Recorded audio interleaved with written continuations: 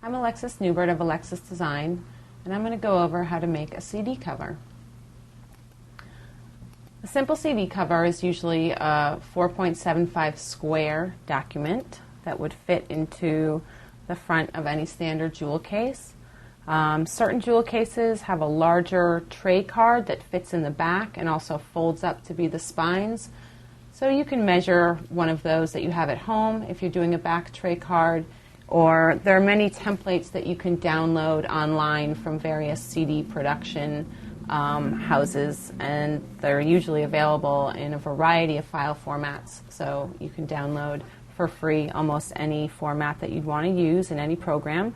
For this example, I'm going to use Adobe InDesign because it's a layout program that incorporates both text and images very easily. So here's my 4 3/4 square document. I'm going to grab an image from my files to use in this example. You can just drag and drop your image onto the page. You may want to crop it. You can just drag the picture box guides in or out depending on how you want to crop it. If you want to resize your image, you can use the scale tool on the left toolbar, or while your image is selected, you can use the percentages at the top, which is usually my preference because it keeps it all proportionate.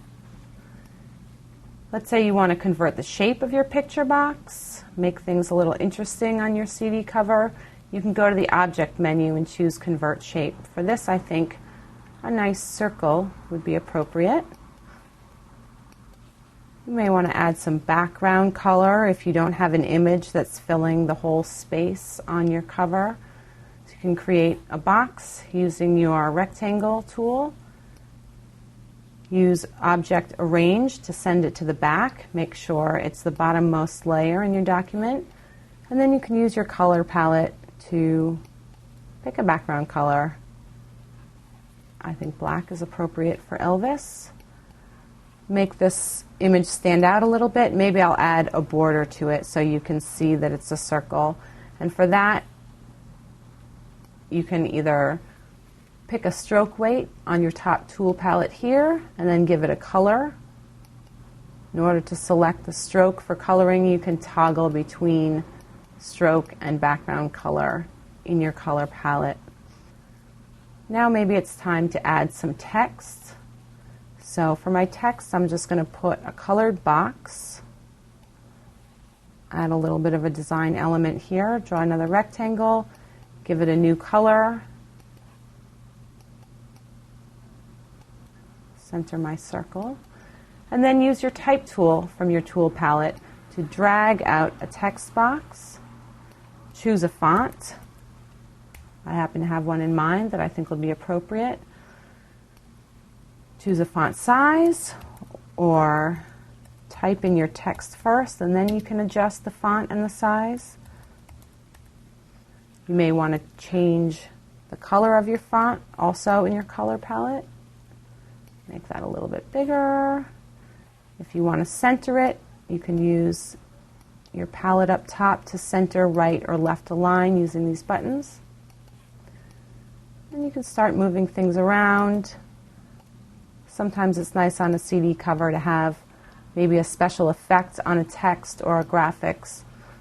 For this, we go to our effects palette, and you can just double click on the object that's selected, and you have a whole list of effects that you can incorporate. Maybe an outer glow would give us the effect that these are glowing lights.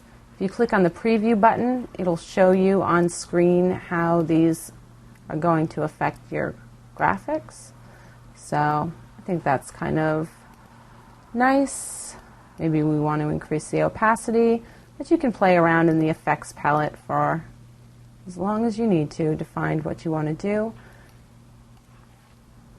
And then there may be additional text that you need to add, name of the artist or the title of the CD. So you can just keep adding text boxes, and in the end, after a little effort, you can come out with a very nice looking CD cover.